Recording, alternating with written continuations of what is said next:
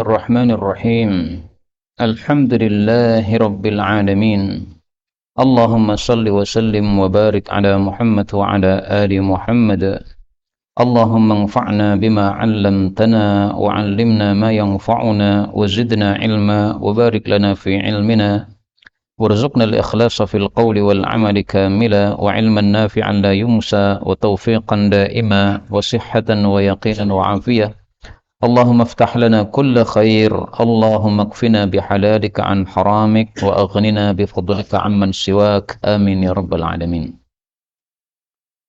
Alhamdulillah kaum muslimin rahimani wa rahimakumullah.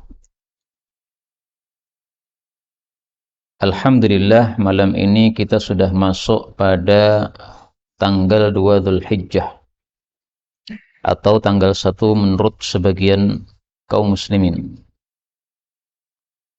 Dan sebelum kita lanjutkan pengajian kitab baru, maka ada dua hal yang ingin saya sampaikan yang berkaitan dengan awal Dzulhijjah ini. Yang pertama, Rasul sallallahu alaihi wasallam bersabda, "Mal 'amalu fi ayyamin", tidak ada amalan pada hari-hari, afdalu minhu, yang lebih utama, fi ashri Dzulhijjah, daripada amalan pada 10 awal Dzulhijjah. Walal jihadu fi sabilillah, meskipun dibandingkan dengan jihad fi sabilillah. Hadis riwayat Bukhari. Jadi amalan-amalan pada hari-hari ini tanggal 1 sampai tanggal 10 Dzulhijjah pahalanya dilipat gandakan oleh Allah Subhanahu wa taala. Salat kita, puasa kita, sedekah kita, ngaji kita, baca Quran kita, tahajud kita, salat duha kita, semua amal kita itu pahalanya dilipat gandakan oleh Allah Subhanahu wa taala. Karena itu saya menghasung diri saya sendiri juga seluruh kaum muslimin, mari ditambah amal kita pada 10 hari ini. Kalau perlu kita tulis apa targetnya untuk 10 hari ini dari amalan-amalan yang biasa kita lakukan, ditingkatkan lebih bagus lagi. Syekh Utsaimin mengatakan, salat dilakukan pada 10 awal Dzulhijjah pahalanya lebih besar daripada salat dilakukan pada 10 akhir Ramadan. Dan beliau mengatakan, masalah seperti ini bagi orang awam sangat mengherankan, mereka tidak percaya. Tapi bagi tullabul ilm, para penuntut ilmu, seperti ini bukanlah sesuatu yang mengherankan. Karena ada dalilnya. Rasulullah sangat jelas mengatakan, tidak ada amalan pada hari-hari yang lebih utama daripada amalan pada 10 awal Dzulhijjah. Berarti 10 awal Dzulhijjah amalannya lebih utama daripada 10 akhir Ramadan. Barusan ada orang tanya kepada saya, apakah betul amalan sholat kita dilakukan pada 10 awal Dzulhijjah lebih utama daripada 10 akhir Ramadan? Nah, maka saya jawab, ya betul, sesuai sabda Rasulullah sallallahu alaihi wasallam, kecuali Lailatul Qadar. Lailatul Qadar, maka ini lebih utama daripada yang lain-lain, karena sudah ada dalilnya yang lebih khusus untuk Lailatul Qadar. Ini yang pertama. Yang kedua, Rasul sallallahu alaihi wasallam bersabda, "Idza dakhala al-'ashr", kalau sudah masuk tanggal 1 sampai 10 Dzulhijjah, "wa arada ahadukum an yudhhiya", dan seseorang ingin kurban, "fala yamassa min sya'rihi", jangan potong rambutnya, "wala min basyarihi", jangan potong kukunya, "syai'an", sedikit pun. Hadis riwayat Muslim sahih. Maka larangan bagi yang akan kurban saja, tidak berlaku untuk yang lain, tidak berlaku untuk keluarganya juga. Untuk potong kuku atau potong rambut kepala atau rambut ketiak, bulu ketiak atau bulu bawah, semuanya tidak boleh. Tetapi larangan ini memang fala yamassa, jangan potong, ini diperselisihkan oleh para ulama. Kata Imam Ahmad, larangannya ini haram, berarti kalau kita nekat potong maka berdosa. Kata Imam Syafi'i, gurunya Imam Ahmad, larangan ini hanyalah makruh, sehingga kalau nekat potong maka dia tercela, tetapi tidak sampai tidak sampai dosa. Karena itu tidak usah dipotong, karena dilarang oleh Rasulullah sallallahu alaihi wasallam, tentu saja bagi yang ingin berkorban saja. Baik, sekarang kita mengkaji kitab baru dengan judul Al-Mukhtasarus Shaghir lil Jami'is Shaghir. Artinya ringkasan kecil untuk kitab Al-Jami'us Shaghir. Karena saya meringkas kitab Jami'us Shaghir ini 2 kali. Ringkasan yang tebal yang kemarin kita pelajari itu ada sekitar 7.000 hadis. Sementara ringkasan kecil ini hanya cuma 300 hadis saja. Nah, makanya lebih cepat untuk dikatamkan. Bedanya, ringkasan yang kemarin itu semuanya hadisnya sahih. Tapi yang ringkasan ini saya tidak mensyaratkan hadis sahih. Tetapi yang penting ada hadisnya dalam kitab Jami'us Shaghir, maka saya ambil di sini. Dan cara meringkasnya adalah setiap huruf saya kasih 10 hadis. Huruf alif 10 hadis, huruf ba 10 hadis, huruf ta 10 hadis terus.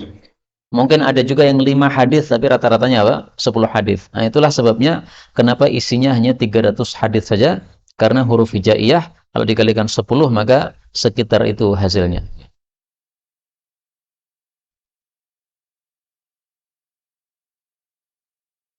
Kita mulai bismillahirrahmanirrahim dengan nama Allah yang maha pengasih lagi maha penyayang. Seperti biasanya dimulai tulisan dengan bismillah supaya diberkahi oleh Allah Subhanahu wa taala. Adapun dalilnya sangat terkenal dalam hadis Nabi sallallahu alaihi wasallam. Demikian juga dalil yang umum adalah kalam Allah Subhanahu wa taala pada surat Ar-Rahman ayat 55, tabarakasmu rabbika dzil jalali wal ikram. Maha berkah nama pemeliharamu yang memiliki keagungan dan kemuliaan. Kata para ulama, maksudnya adalah kalau kita baca bismillah maka akan diberkahi oleh Allah Subhanahu wa taala. Itu maksud tabarakasmu rabbika. Kemudian di sini dijelaskan min kutubil hadis, termasuk kitab-kitab hadis. Al-masyhurah yang tenar, an-nafi'ah yang bermanfaat, al-mubarakah yang berkah adalah kitab Al-Jami'us Shaghir fi Ahaditsil Basyirin Nadhir. Kitab pengumpul yang kecil tentang hadis-hadis Nabi yang merupakan Al-Basyirun Nadhir, orang yang memberi kabar gembira dan memberi ancaman. Rasulullah memberi kabar gembira kepada kaum mukminin masuk surga, mengancam orang-orang kafir masuk neraka. Mudah-mudahan semua kita masuk surga tanpa hisab, tanpa azab. Amin ya rabbal alamin. Kitab itu ditulis oleh Lil Hafidz Suyuti, karya Imam Suyuti rahimahullah yang sudah wafat pada tahun 911 Hijriyah rahimahullahu taala. Wa adadu dan jumlah ahadithihi, hadis-hadisnya kitab itu asyratu alaf hadis, 10.000 hadis. Wa fihi dan di dalamnya al-maqbul, ada hadis yang dapat diterima. Apa yang hadis diterima itu? Minas sihahi, ada yang sahih, wal hisani, ada yang hasan. Jadi hadis makbul ada 2 macam. Ada yang derajatnya sahih, ada yang derajatnya di bawahnya, derajatnya hasan. Wa fihi dan di dalamnya al-mardud, ada hadis yang tertolak. Yang hadis yang tertolak juga 2 macam. Minad dhi'afi, ada yang dhaif, wal mawdu'at, dan yang palsu. Bedanya kalau hadis dhaif masih boleh diamalkan untuk fadilah-fadilah amal apabila memenuhi syarat. Tapi hadis palsu buang sejauh-jauhnya. Meskipun hadis palsu kadang-kadang isinya bagus ya, tetapi tidak boleh kita nisbatkan kepada Rasulullah sallallahu alaihi wasallam. Wa qad ikhtasarahu dan sungguh Imam Suyuti telah meringkasnya min kitabihi dari kitab beliau Al-Kabir yang tebal dengan judul Jam'ul Jawami' atau diberi judul Al-Jami' Al-Kabir. Jadi beliau pertama kali nulis kitab namanya Jami'ul Kabir. Lalu setelah itu diringkas menjadi Jami'us Shaghir, 1 jilid saja. Jami'ul Kabir puluhan jilid. Falamma maka tatkala ra'aitu saya melihat abna az-zamani, orang-orang di masa saya, qasurat himamuhum, rendah keinginan mereka atau kemauan mereka, an dirasati untuk mempelajari al-asfari, kitab-kitab al-kibari yang tebal-tebal. Intaqaitu saya memilih minal Jami'is Shaghir dari kitab Al-Jami'us Shaghir 30 haditsan 320 wa ashrati hadis ya 310 hadis. Wa sammaituhu, dan saya memberi nama kitab ini Al-Mukhtasarus Shaghir, ringkasan yang kecil, lil Jami'us Shaghir, untuk kitab Al-Jami'us Shaghir. Walam ashtarit, dan saya tidak bersyarat huna di sini sihhatal hadis, sahihnya hadis. Jadi tidak semua hadisnya sahih. Kama sebagaimana lam yashtaritha, tidaklah bersyarat terhadapnya mualliful asli, penulis kitab asal, yaitu Imam Suyuti.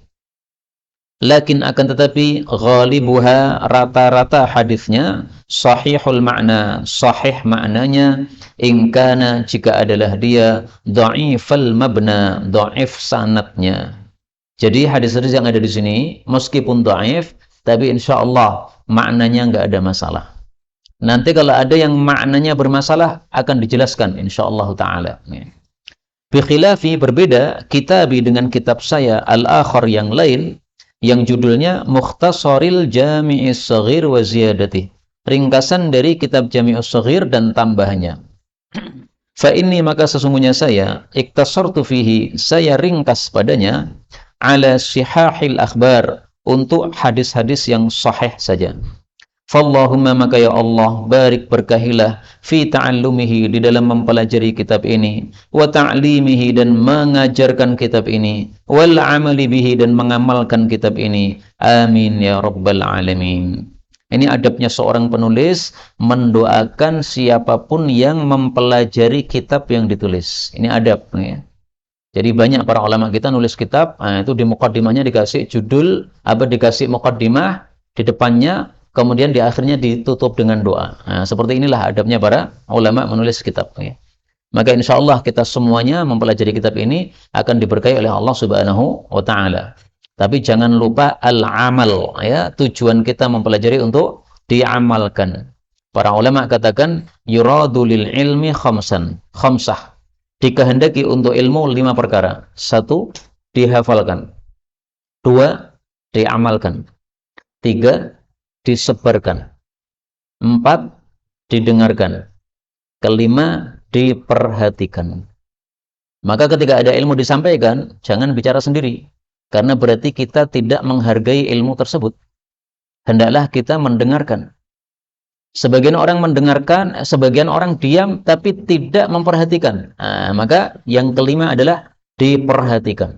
Jadi saya ulangi lagi, dikehendaki untuk ilmu 5 perkara. 1, dihafalkan. 2, diamalkan.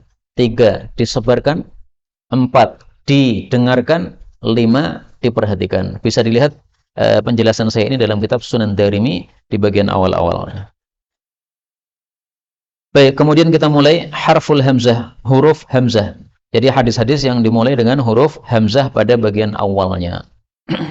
Hadis yang pertama untuk kitab ini maupun kitab-kitab yang lain adalah qala Rasulullah sallallahu alaihi wasallam, innama, sesungguhnya tiada lain, al-a'malu, amalan-amalan itu, bin niyati, dengan niat-niat. Wa innama, dan sesungguhnya tiada lain, likulli mri'in, untuk setiap orang, manawa, apa yang dia niatkan. Lalu Nabi menjelaskan, faman kanat, maka barang siapa yang adalah hijratuhu, hijrahnya, ilallahi wa rasulihi, kepada Allah dan Rasulnya, fa hijratuhu ilallahi wa rasulih, maka hijrahnya itu kepada Allah dan Rasulnya. Wa man kanat hijratuhu, dan barang siapa yang adalah hijrahnya, ila dunya, untuk dunia, yusibuha, yang dia ingin mendapatkannya, aw imra'atin, atau untuk wanita, yang kihuha, yang dia ingin mengawininya, fa hijratuhu, maka hijrahnya tersebut, ila ma hajara ilaih, kepada sesuatu yang dia hijrah kepadanya. Hadis muttafaqun alaih. Kaum muslimin rahimani wa rahimakumullah, para ulama banyak yang memulai penulisan kitab dengan hadis ini. Kenapa? Untuk mengingatkan kita semuanya yang mempelajari kitab ini supaya memperhatikan niat. Niatnya sudah benar tidak? Jadi dalam mempelajari ilmu kita harus punya niat. Niatannya apa? Kata Imam Ahmad, niatannya adalah raf'ul jahli, untuk melenyapkan kebodohan. Dari siapa? Dari diri kita sendiri dan dari orang lain. Jadi kita pelajari hadis supaya kita ngerti, nah maka apa yang ada pada diri kita yang bertentangan dengan hadis kita hilangkan. Kalau sudah, kemudian sampaikan kepada orang lain, sehingga orang lain yang tidak paham juga ikut paham. Dan ini bisa kita rasakan. Betapa banyak dalam majelis ilmu seperti ini, ilmu-ilmu baru yang kita dengarkan. Sehingga dulunya kita tidak paham, akhirnya jadi paham. Dulunya ada orang yang membatasi anaknya cuma 2, tapi setelah pengajian, kemudian akhirnya tidak membatasi 2. Sehingga setelah ikut pengajian, akhirnya anaknya nambah lagi. Padahal dulu sudah diikat itu, bagian istrinya itu, sehingga tidak bisa hamil lagi. Tapi kemudian dilepas, akhirnya hamil lagi. Nah, itu sebagian dari teman-teman kita yang ada di Solo ada seperti itu ya. Setelah pengajian mereka kemudian mengubah sikapnya. Apa makna innamal a'malu binniyat? Tiada lain amal itu dengan niat. Maksudnya amal ibadah sahnya itu adalah harus ada niatan. Kalau tidak diniatkan tidak sah. Orang sholat harus niat. Niatnya untuk apa? Ya untuk sholat tersebut. Kalau dia cuma ikut gerakan saja, tapi tidak ada niatan untuk sholat, maka tidak dinilai sholatnya sebagai sholat yang sah. Orang tidak makan dari subuh sampai maghrib. Kalau niatannya bukan puasa, tidak ada nilai ibadah sama sekali. Karena itulah para ulama buat kaidah, kaidahnya berbunyi, al-fariq bainal 'adah wal ibadah an-niyah. Yang memisahkan antara adat dengan ibadat itu adalah niatnya. Panjenengan menutup pintu malam hari. Niatnya apa? Adat, kebiasaan ini. Memang biasanya malam hari saya tutup. Ya sudah, berarti itu bukan ibadah, gak ada nilai. Tapi kalau kita tutup pintu pada malam hari, kita tahu hadis Nabi yang mengatakan tutuplah pintu pada malam hari, setan tidak bisa membukanya. Nah, kita ingin melakukan sabda Nabi ini. Maka ini ada nilai apa? Pahalanya di hadapan Allah Subhanahu wa Ta'ala, bernilai ibadah. Kemudian wa innama likulli imri'in ma nawa. Masing-masing orang mendapatkan apa yang dia niatkan. Ini dijadikan dalil oleh para ulama bolehnya mendobel niat. Termasuk nanti pada korban Idul Adha. Ada orang tanya, ini saya mau korban Idul Adha atau akikah, yang mana yang dipilih? Nah, maka saya jawab, kalau mau pakai mazhab Hambali, maka kata mazhab Hambali, boleh akikah dan korban Idul Adha niatnya digabung. Sehingga korbannya cukup 1, tapi sudah dapat 2. Tapi saya jujur ini masalah khilafiyah. Sebagian ulama katakan akikah saja atau korban Idul Adha saja. Nah, kalau mengikuti pendapat yang korban Idul Adha saja atau akikah saja, maka lebih bagus kita dahulukan yang akikah. Kenapa? Akikah cuma 1 kali seumur hidup. Sementara korban Idul Adha bisa diulang-ulang beberapa kali setiap tahunnya. Setiap tahunnya kita bisa melakukan korban Idul Adha. Sehingga kalau uang tidak cukup untuk dua-duanya, maka lebih bagus kita dahulukan yang lebih penting, yaitu yang akikahnya. Kemudian di sini Rasul Shallallahu Alaihi Wasallam sebutkan contoh orang mendapatkan sesuai yang dia niatkan. Hijrah ke Madinah dari Makkah tujuannya untuk mendapatkan ridha Allah dan Rasul. Maka hijrahnya pun kepada Allah dan Rasul, maksudnya betul-betul mendapatkan apa yang dia niatkan. Niatnya apa? Dapat ridha Allah dan Rasul. Betul, dapat ridha Allah dan Rasul. Ada juga orang yang hijrahnya ke Madinah, niatannya cuma mendapatkan dunia atau dapat istri. Sampai-sampai ada istilah seorang sahabat Nabi namanya adalah Muhajir Ummi Qais. Muhajir, orang yang berhijrah ke Madinah, Ummi Qais, karena ingin menikahi Ummi Qais. Ummi Qais seorang wanita dari Makkah, dia ingin dinikahi oleh orang laki-laki ini, tapi Ummi Qais hijrah ke Madinah. Nah, maka si laki-laki ikut hijrah ke Madinah. Tujuannya supaya bisa melamar Ummi Qais. Nah, maka kisah itu terkena hadis ini. Dia hanya mendapatkan mahajara ilaih, sesuatu yang dia hijrah kepadanya. Nama sahabat Nabi tadi siapa? Muhajir Ummi Qais, saya tidak tahu karena tidak disebutkan namanya, hanya disebutkan Muhajir Ummi Qais. Dia hijrah karena ingin mendapatkan Ummi Qais.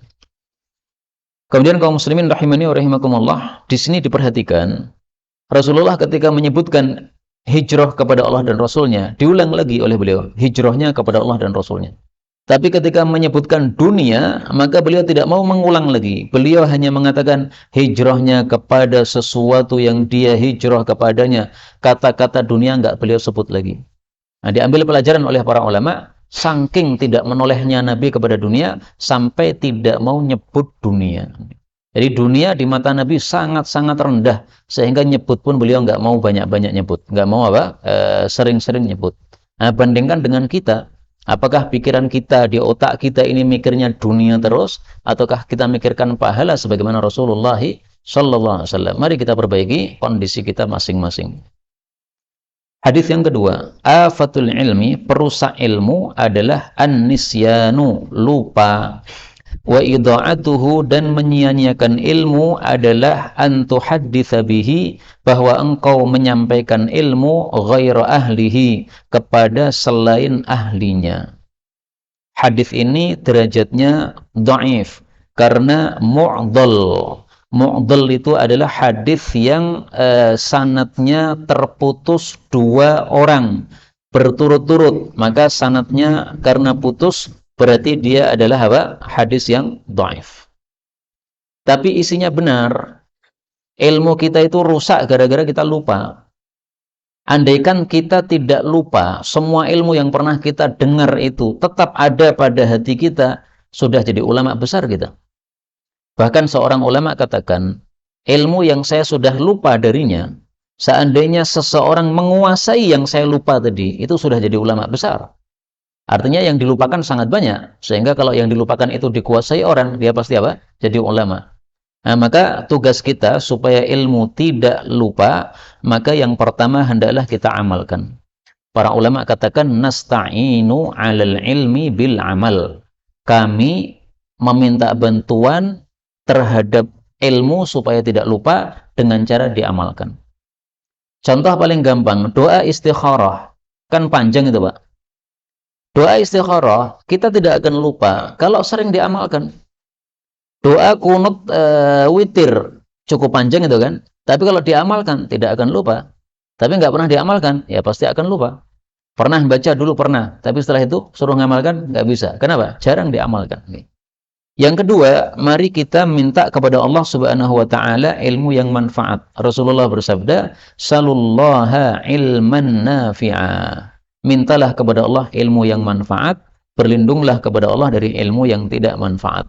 Ilmu yang terlupakan termasuk ilmu yang tidak ada manfaatnya. Maka kita perlu minta kepada Allah supaya ilmu kita dikasih manfaat oleh Allah, sehingga kita tidak terlupakan terhadap ilmu tersebut. Kemudian, menyia-nyiakan ilmu adalah menyampaikan ilmu kepada selain ahlinya. Jadi tidak semua ilmu itu cocok untuk disampaikan kepada orang. Contoh paling gampang, hadis tentang bitokoh, kartu la ilaha illallah. Yang seseorang tidak pernah sholat di dunianya, tapi dia punya la ilaha illallah. Sehingga ketika di alam akhirat oleh Allah ditimbang, ini amal jeleknya semuanya penuh, kemudian ada amal baik satu saja, yaitu la ilaha illallah. Ternyata masih berat la ilaha illallahnya, akhirnya dia masukkan apa? Surga. Nah, ini hadis seperti ini jangan disampaikan kepada orang-orang yang jarang sholat. Mereka tambah malas sholat kalau disampaikan. Maka ilmu tidak cocok untuk disampaikan kepada semua orang. Tapi diperhatikan dulu siapa orang yang mau kita ajak bicara ini. Sayyidina Umar pernah didatangi oleh Abu Hurairah. Abu Hurairah bawa sandal. Dia mengatakan ini sandal Nabi. Saya disuruh oleh Nabi untuk menyampaikan suatu hadis yang menggembirakan, yaitu siapa yang mengucapkan la ilaha illallah pasti masuk surga. Maka kata Sayyidina Umar, jangan disampaikan, bahaya ini. Nanti orang-orang akan apa? Merasa puas dengan la ilaha illallah, sehingga beramal sakar PDW.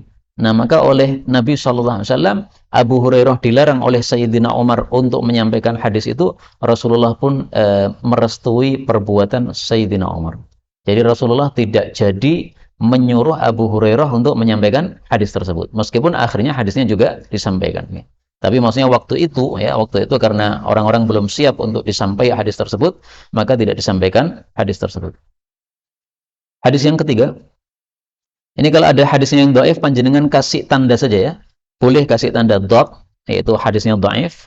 Atau kalau biasanya saya itu dikasih tanda misalnya ini pada huruf pada angkanya ini dikasih bundar, berarti apa? Hadis yang dhaif gitu. Kalau hadisnya dhaif terus gimana? Masa kita pelajari? Nah, begini, hadis dhaif itu ada kemungkinan Nabi bersabda, ada kemungkinan Nabi tidak bersabda. Sehingga karena ada dua kemungkinan ini, tidak boleh kita nisbatkan secara tegas ini sabda Nabi, nggak boleh. Tapi kalau kita sampaikan sebagai perkataan ulama, nggak ada masalah. Para ulama mengatakan afatul ilmin nisyan wa idha'atuhu an tuhadditha bihi ghaira ahli, nggak ada masalah. Jadi hadis-hadis dhaif yang ada di kitab ini masih bisa kita manfaatkan, kita sampaikan dalam ceramah, masih bisa.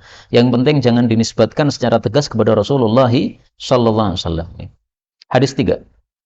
Amurukum, saya perintahkan kalian bithalathin, dengan 3 perkara, wa anhaakum, dan saya larang kalian an thalathin, dari 3 perkara.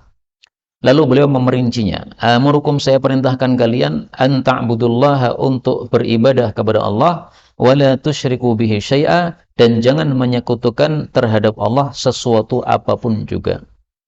Dijelaskan oleh Ibnu Abbas bahwa kata-kata ta'budullah dalam Al-Qur'an semuanya maksudnya adalah tauhid kepada Allah. Nah, ternyata perkataan Ibnu Abbas itu dalilnya hadis ini. Karena di sini dikatakan ta'budullah, kemudian disertai wala tusyriku. Berarti tidak cukup ibadah kepada Allah, tapi ibadah yang disertai dengan tauhid, mengesahkan Allah. Karena kalau hanya menyembah Allah, orang-orang kafir juga menyembah Allah. Imran bin Husain punya bapak, bapaknya namanya Husain. Masih kafir, ditanya oleh Nabi, kamu punya Tuhan berapa? Katanya punya 7. Nah, salah satunya ini adalah Allah. Jadi yang 6 ini Tuhan yang lain. Berarti mereka menyembah Allah. Nah, itu yang Allah tidak kehendaki. Harus ibadahnya tauhid. Ini perintah yang pertama ya. Kasih nomor sendiri ya. Yang kedua, wa an ta'tasimu, bahwasanya kalian berpegang teguh bihablillahi, dengan tali Allah, jami'an, secara berjamaah, wala tafarraqu, dan jangan bercerai-berai. Yang dimaksud tali Allah itu adalah agama Islam atau Al-Qur'an. Jadi artinya mari kita mengamalkan Islam ini dengan berjamaah, jangan berpecah-pecah. Apa makna jangan berpecah-pecah? Ada 2 tafsiran. Tafsiran yang pertama, jangan berpecah-pecah seperti pecahnya Yahudi dan Nasrani. Yahudi menjadi 71 golongan, Nasrani menjadi 72 golongan. Nah, umat Nabi Muhammad SAW akan pecah jadi 73 golongan. Nah, itu dilarang oleh Nabi. Dulu ketika masih ada sahabat Nabi, nggak ada kelompok-kelompok sesat, itu nggak ada. Begitu para sahabat Nabi mati, baru bermunculan kelompok-kelompok sesat. Ada Syiah, ada Mu'tazilah, ada Khawarij. Nah, itu pecah-pecah seperti itu dilarang oleh Nabi SAW. Kalau berislam, Islamlah seperti para sahabat. Jangan nyempal-nyempal kayak begitu itu. Maka ini makna pertama, wala tafarraqu. Makna yang kedua, jangan berpecah belah, maksudnya i'talifu, yaitu akurlah, rukunlah sesama kaum muslimin. Jangan berpecah belah hatinya. Hatinya jangan bercerai-berai. Jadi sesama muslim itu hendaklah rukun, akur. Meskipun beda pengajian, beda gurunya, pengajian utara sama pengajian selatan. Yang selatan jangan ngejek atau nyindir-nyindir pengajian utara. Demikian juga utara nyindir yang selatan. Itu tidak sesuai dengan ajaran Rasulullah SAW. Semua kita kan saudara. Allah sendiri yang mengatakan, bukan saya yang mengatakan. Allah katakan pada surat Al-Hujurat, innamal mu'minuna ikhwatun. Al-Hujurat ayat 10. Tiada lain orang-orang beriman itu semuanya adalah bersaudara. Ini 2 makna untuk tafarraqu. Yang ketiga, wa tasma'u, dan dengarkan, wa tuti'u, dan taati, liman, kepada orang yang wallahullahu amrakum, Allah jadikan dia mengurusi terhadap urusan kalian. Siapa yang dimaksud liman wallahullahu amrakum? Ada 2. 1 para ulama, 2 para khalifah atau amirul mukminin. Kalau ada nih. Nah, sekarang faktanya khalifah tidak ada. Amirul Mukminin tidak ada. Sebagian kaum muslimin beranggapan presidennya Indonesia itulah wali kita atau waliul amri kita. Berarti kita wajib mendengar dan mentaati. Anggaplah pendapat ini benar, bahwasannya Presiden Indonesia Pak Jokowi adalah waliul amri, pemimpin yang wajib kita taati. Anggaplah benar. Mari kita lihat sabda Nabi SAW. Apa syaratnya seorang pemimpin itu wajib ditaati? Rasul sallallahu alaihi wasallam bersabda, in ummira alaikum abdun mujadda', kalau diangkat sebagai pemimpin seorang budak yang cacat, aswad, yang hitam, yaqudukum bi kitabillah, syaratnya dia memimpin kalian dengan Quran. Fasma'u lahu wa ati'u, maka dengarkan dan taati. Hadis riwayat Muslim. Jadi syaratnya pemimpin wajib ditaati kalau mengatur dengan apa? Al-Quran. Nah, maka teman-teman kita yang berpendapat bahwa Pak Jokowi adalah waliul amri, wajib ditaati, itu bertentangan dengan hadis ini yang mengatakan yaqudukum bi kitabillah. Apakah Bapak Jokowi yaqudukum bi kitabillah? Mengatur negaranya dengan Quran? Apakah begitu? Ataukah tidak? Vulgar aja sudah. Ini bukan mengejek siapa-siapa ya. Tapi ingin menjelaskan hadis sesuai dengan keinginan Rasul sallallahu alaihi wasallam. Jangan ikuti hawa nafsu kita. Tapi bagaimana yang dijelaskan oleh Nabi yang kita ikuti. Ini. Mau setuju atau tidak, inilah sabda Nabi sallallahu alaihi wasallam. Kemudian yang berikutnya, wa anhakum, dan saya melarang kalian an dari satu qila wa qala. Ini sudah dibahas dulu ya. Jadi isu-isu yang tidak perlu untuk kita bicarakan, nggak usah dibicarakan. Kan seringkali kan kita bicarakan isu-isu yang tidak begitu penting sebenarnya untuk dibicarakan, padahal tidak jelas apakah benar ataukah tidak. Nah, itu namanya qila wa qala. Yang kedua, kathratis soal, banyaknya meminta. Boleh juga diartikan menurut sebagian ulama, banyaknya bertanya. Jadi kathratis soal, banyak bertanya atau banyak meminta. Tapi sebagian ulama katakan ini khusus bertanya saja yang dimaksud di sini. Nah, jadi ada dua tafsiran untuk kata-kata soal ini. Ada yang mengartikan soal itu bertanya, ada yang mengartikan soal itu apa? Meminta. Tapi memang dua-duanya tercela. Banyak bertanya padahal nggak dipentingkan, nggak diperlukan. Kalau memang diperlukan silahkan, tidak tercela. Bahkan para ulama katakan husnus soal nisful ilm. Pertanyaan yang bagus itu adalah separuh ilmu. Berarti tinggal separuhnya lagi yaitu jawabannya. Sehingga kalau mau bertanya dipikir dulu. Pertanyaannya ini penting ataukah tidak, perlu ataukah tidak. Nih. Kalau perlu ditanyakan. Tapi kalau nggak perlu nggak usah apa? Nggak usah ditanyakan. Kemudian yang ketiga adalah wa idha'atil mal, dan menyia-nyiakan harta. Pertanyaan, apakah termasuk menyia-nyiakan harta kalau kita belikan mainan untuk anak-anak kita? Jadi anak-anak kita melihat misalnya ada pasar malam ya, atau pasar Ahad, karena di kampung saya sekarang lagi ada pasar malam ini Pak.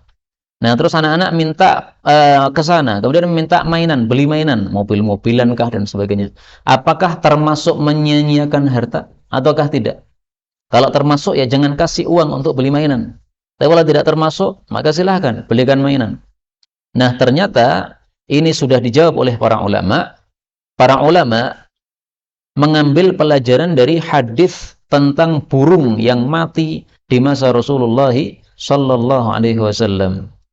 Seorang anak kecil, dia terlihat sedih gara-gara burungnya mati. Maka ditanya oleh Nabi, "Ya Aba Umair, wahai Aba Umair," ini anak kecil. "Ma fa'alan nughair?" Bagaimana nasib burung kecilmu yang mati itu? Nughurun kana yal'abu bih, yang dia biasa bermain dengan burung tersebut. Nah, dari sini diambil pelajaran oleh para ulama, berarti membelikan mainan untuk anak-anak bukan termasuk menyia-nyiakan harta. Memang dunianya anak itu apa? Bermain. Nah, sehingga kita belikan mainan nggak ada masalah. Tapi jangan berlebihan, itu aja. Okay? Kalau berlebihan maka ya segala sesuatu yang berlebihan adalah tidak baik. Bahkan ada satu buku, Pak, judulnya sangat bagus sekali.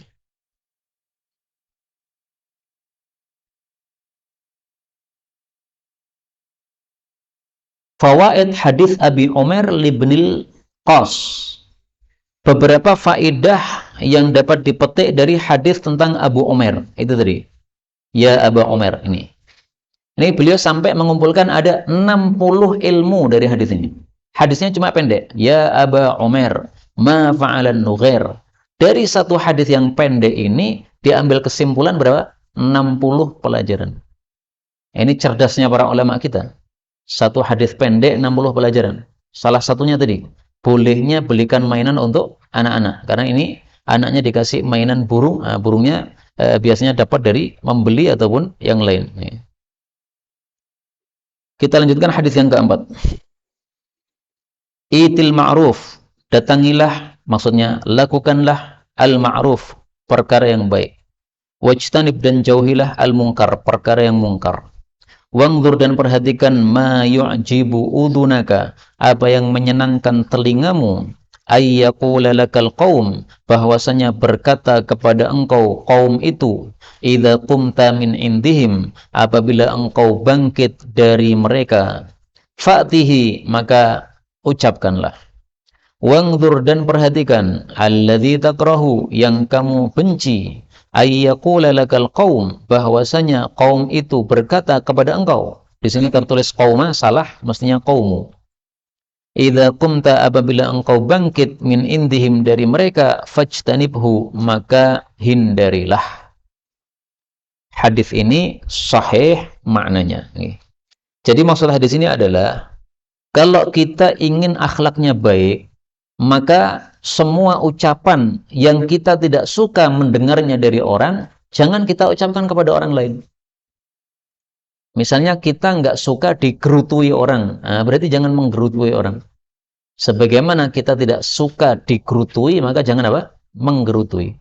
Sebagaimana kita tidak suka digurui, maka jangan apa? Menggurui.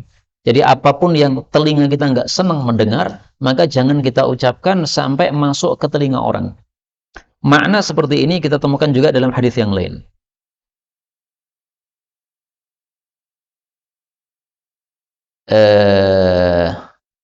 Yusi'u.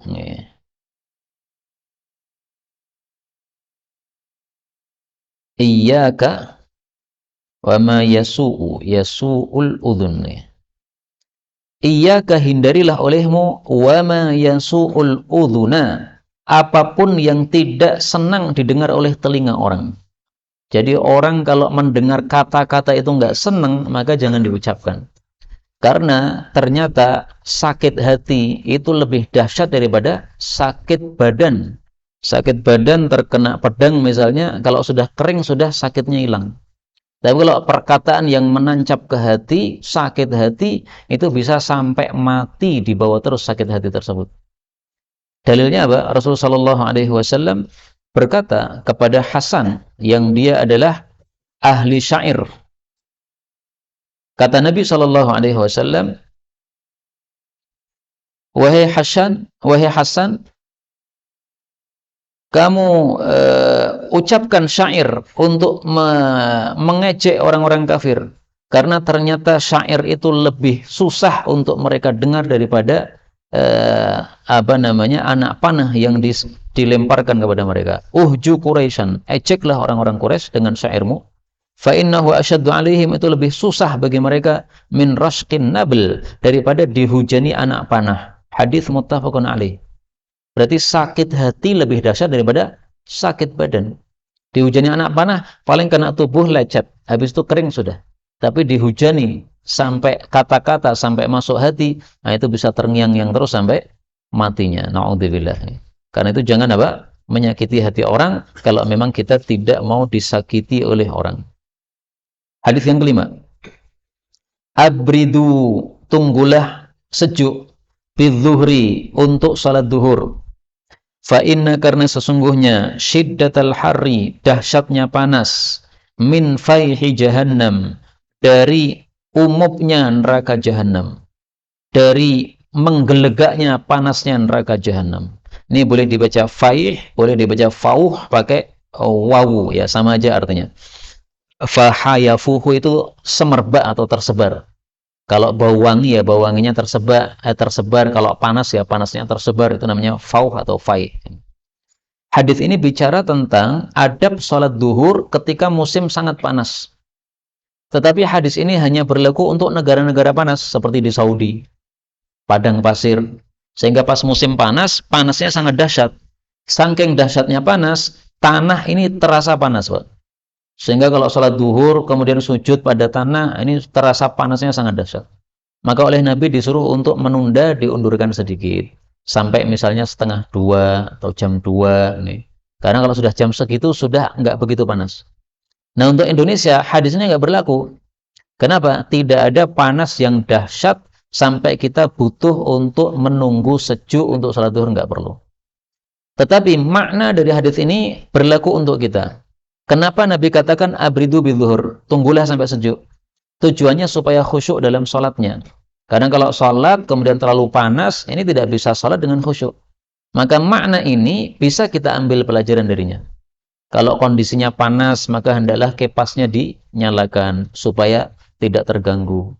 Kalau banyak nyamuk, maka di masjid disiapkan autan, sehingga sholat pakai autan dulu, sehingga tidak terganggu oleh nyamuk. Kan ada musim nyamuk itu kan, kemudian ada lagi musim laron dan sebagainya. Nah, apapun yang mengganggu sholat, hendaklah dihindarkan. Itu makna hadis ini, supaya kita bisa khusyuk. Kemudian pelajaran yang kedua, hadis ini menunjukkan adanya neraka jahanam. Jadi neraka jahanam saat ini sudah ada. Sebagaimana surga juga sudah ada. Buktinya sangat banyak, dalil dalam Quran begitu banyak, hadis Nabi juga begitu banyak. Kemudian kita semuanya sudah tahu Nabi Adam dulu kan tempatnya di surga. Setelah itu diturunkan ke bumi, berarti surga sudah ada. Maka yang mengatakan surga belum ada, kemudian neraka belum ada, ini jelas bukan ahlus sunnah wal jamaah. Kelompok Mu'tazilah yang saya tahu, mereka mengatakan surga belum ada, neraka belum ada. Nah, kita jawab, neraka belum ada, padahal ada panas di bumi. Sabda Nabi itu panas di bumi itu min fayhi jahannam. Itu gara-gara panasnya neraka jahanam yang kemudian nyebar. Nah, nyebarnya itu sampai ke bumi, Pak. Terus letaknya neraka dan surga di mana? Nah, kita dapatkan dalilnya lagi. Ternyata letaknya di atas sana. Dalilnya ketika Nabi Isra Mi'raj. Ternyata sampai ke atas ketemu apa? Surga sama neraka. Nah, berarti surga neraka di atas sana. Jadi sudah ada, hanya kita tidak pernah melihatnya, tapi kita percaya karena sabda Rasul Shallallahu Alaihi Wasallam. Hadis yang ke-6. Perhatikan cara membacanya ya. Abna Adama, bukan ibna, tapi apa? Abna Adam, wahai anak Adam. A-nya ini artinya wahai. Abna Adam, wahai anak Adam. Ati' rabbaka, taati pemeliharamu, tusamma aqilan, kamu disebut orang yang berakal. Wala ta'sihi, jangan durhaka kepada Allah, jangan maksiat, fatusamma jahilan, maka engkau disebut orang bodoh. Hadis ini dhaif, tetapi maknanya sahih. Ketika kita melakukan maksiat, berarti kita saat itu bodoh. Bodohnya kenapa? Karena dengan kita melakukan maksiat, sama dengan mencelakakan diri sendiri. Bukankah kalau kita berbuat maksiat, hati kita yang putih menjadi hitam? Nah, ngotori diri itu berarti bodoh. Bayangkan kita pakai baju putih, bersih, sudah mandi, mau Jumatan. Tiba-tiba ada tai cicak, kita lihat, kita tempelkan. Apa enggak bodoh kayak begitu? Nah, maksiat kayak begitu itu. Hati kita bersih, malah kita maksiat. Berarti ngotori hati sendiri, bodoh. Makna ini kita temukan dalam Al-Quran. Pada surat An-Nisa, bijahalah. Surat An-Nisa ayat 17.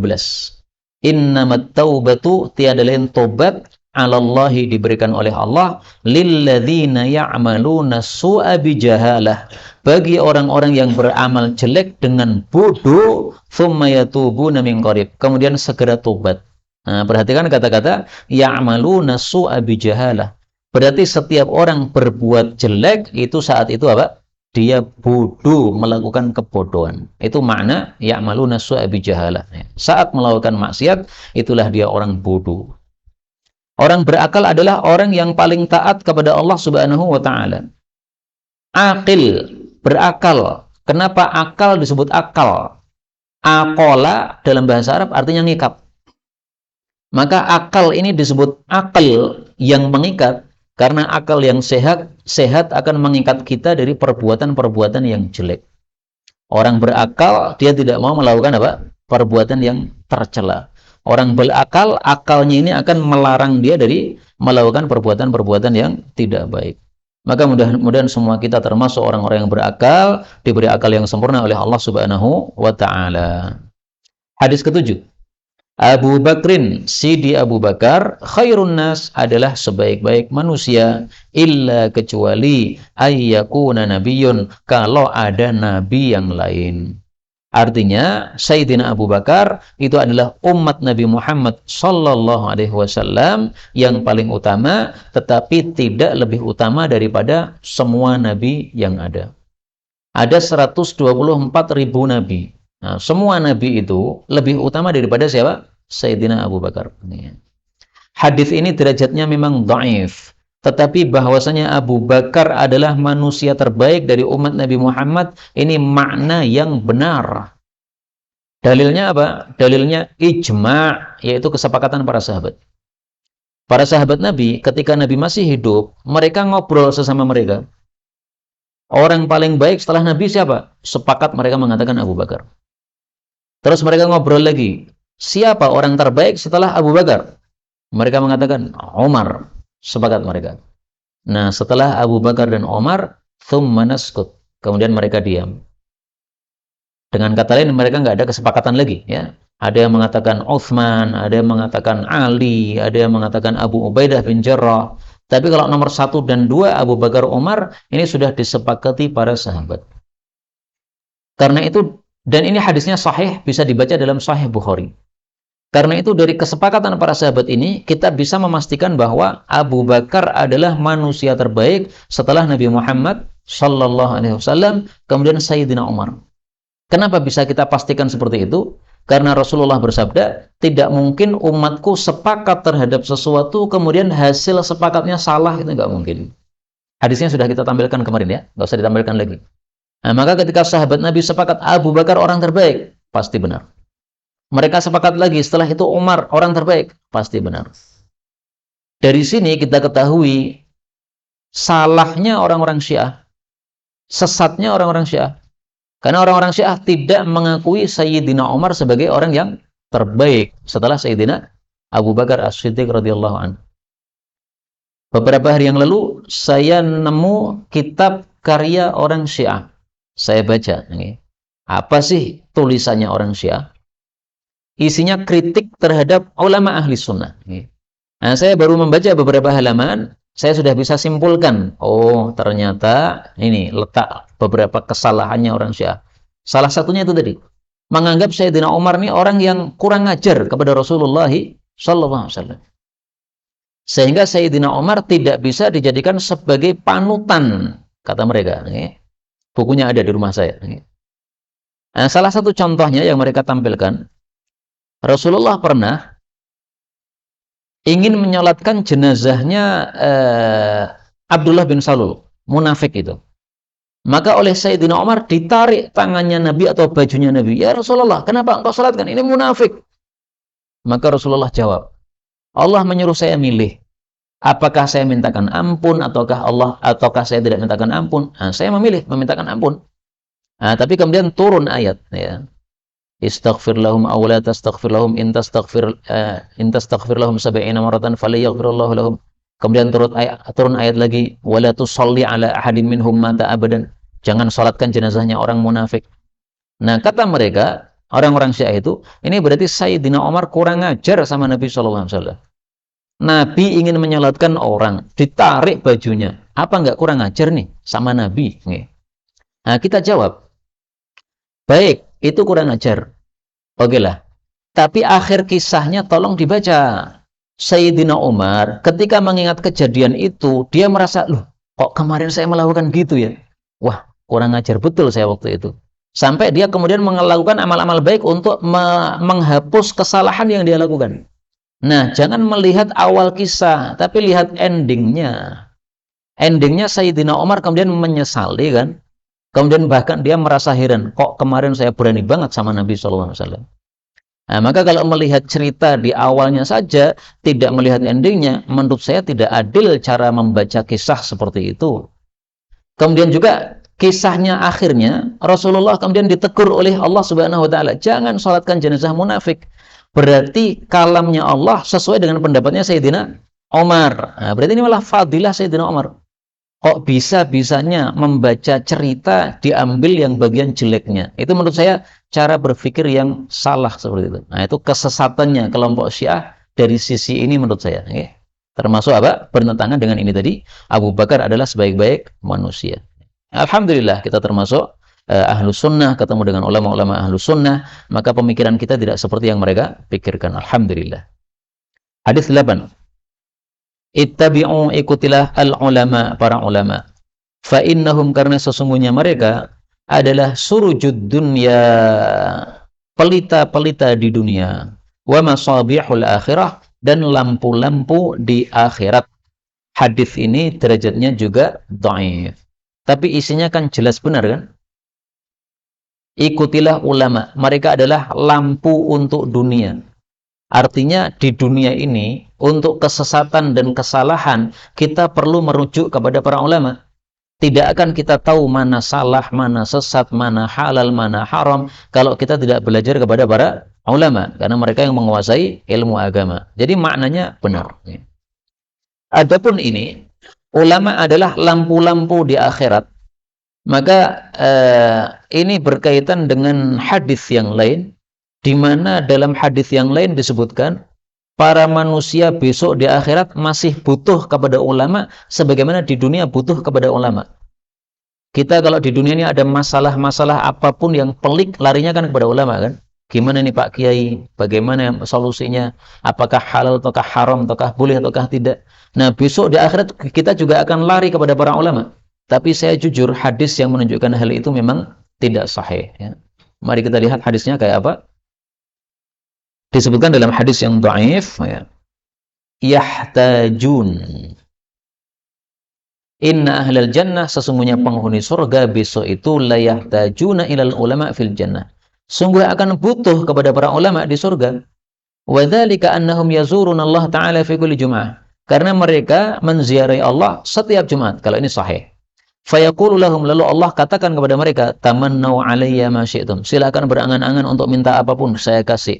Fayaltafituna ilal ulama. Maka orang-orang noleh kepada para ulama. Fayaquluna madza natamanna. Mereka bertanya, apa yang harus kita angan-angan? Karena nikmat surga sudah begitu banyak. Nah, disuruh minta yang lain, minta apa ini? Ya, bingung juga Pak untuk meminta. Nah, inilah hadis yang saya maksudkan tadi, tapi memang saya jujur, ini hadis riwayat Ibnu Asakir tidak sahih. Ya. Kita lanjutkan hadis yang ke-9. Atri'u, penuhilah at-tusus, wadah-wadah air, wa khalifu, dan selisihilah al-majus, orang-orang majusi. Hadis ini derajatnya juga dhaif. Yang dimaksud wadah-wadah air adalah wadah air bekas kita makan atau mencuci tangan setelah makan. Jadi setelah makan kan tangannya kotor kan, nah kemudian kita cuci tangan kita. Nah maka ketika air mengalir diwadahi pada satu wadah, maka jangan airnya masih sedikit langsung dituangkan, tapi dipenuhi dulu. Kalau sudah penuh baru apa? Dituangkan. Sehingga menyelisih adatnya orang-orang Majusi. Nah, orang-orang Majusi sedikit sudah dituangkan, sehingga menjadi mubadzir, air yang dibuang seperti itu. Seperti misalnya makan jamaah. Setelah makan jamaah kemudian disiapkan satu wadah untuk cuci tangan. Nah, itu untuk semua orang, nggak ada masalah. Jangan cuci tangan satu orang kemudian dibuang, diisi air lagi, cuci tangan orang yang kedua, buang lagi. Banyak air yang terbuang, mubadzir. Maknanya seperti itu. Jadi secara makna ya tidak masalah hadis ini, karena memang kita disuruh menyelisih adatnya orang-orang kafir. Hadis terakhir, hadis 10. Ittaqillaha, taqwalah kepada Allah, haitsuma kunta, dimanapun Anda berada.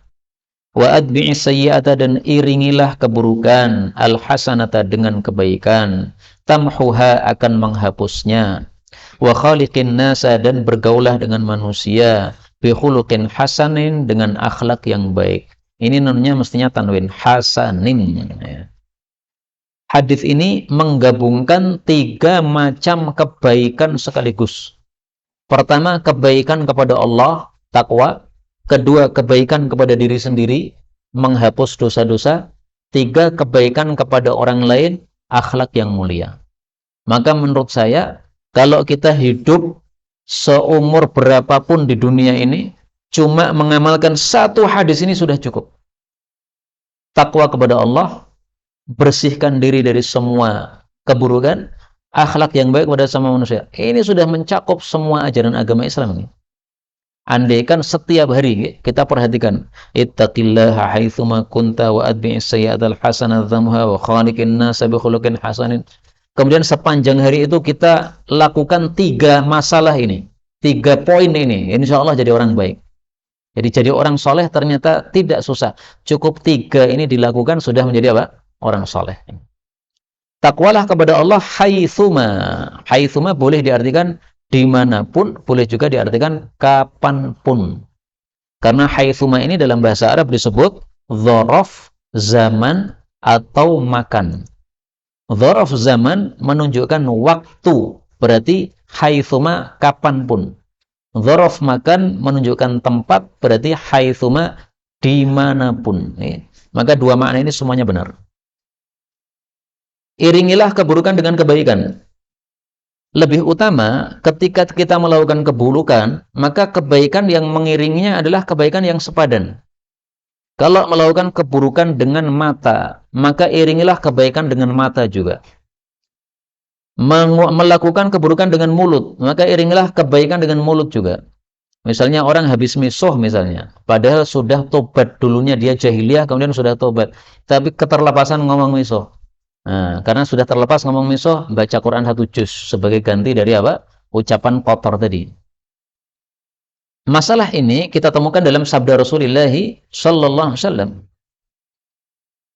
Rasulullah bersabda, "Man halafa minkum, barang siapa yang bersumpah terlepas mengucapkan demi Lata Uzza, maka hendaklah dia mengucapkan la ilaha illallah.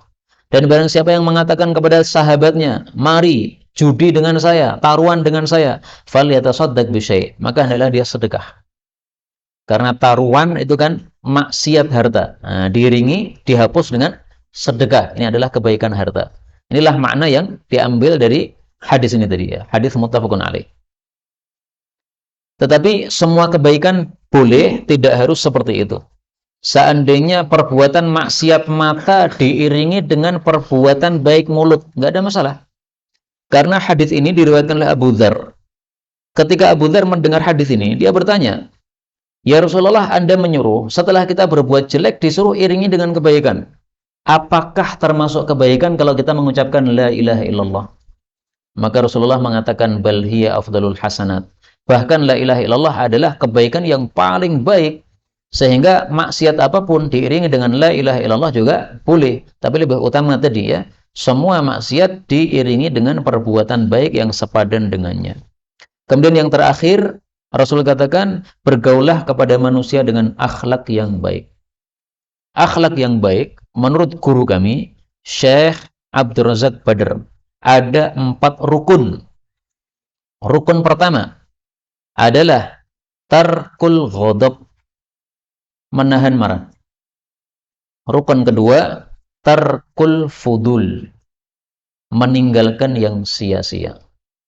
Rukun yang ketiga, tuhibbu li akhika ma tuhibbu li nafsik, mencintai untuk saudaramu seperti apa yang kita cintai untuk diri kita. Tinggalkan marah atau tahan marah, tinggalkan yang sia-sia, kemudian mencintai untuk saudaramu sesuatu yang kamu cintai untuk dirimu. Dan yang terakhir adalah hifdzul lisan, menjaga lidah, jangan mengucapkan kata-kata yang tidak baik. Ini kata beliau adalah 4 rukun akhlak yang baik. Kalau semuanya ada pada diri kita, berarti kita orangnya akhlak baik tingkat tinggi. Kalau ada satu yang tidak ada, berarti akhlaknya rendah 1 derajat. Kalau ada 2 tidak ada, rendah lagi 1 derajat lagi. Tidak ada semuanya, berarti paling rendah. Maka mari kita usahakan tarkul ghadab, tahan marah, tarkul fudul, tinggalkan sia-sia. Kita sukai untuk saudara kita apapun yang kita sukai untuk diri kita, dan menjaga lisan. Kalau mau ngomong sesuatu kepada teman kita, pikir dulu apakah menyakitinya atau tidak. Inilah yang dapat disampaikan, betul dari Allah. Kalaupun tidak, kalaupun ada salahnya, fa astaghfirullahal azim li wa lakum walhamdulillahi rabbil alamin.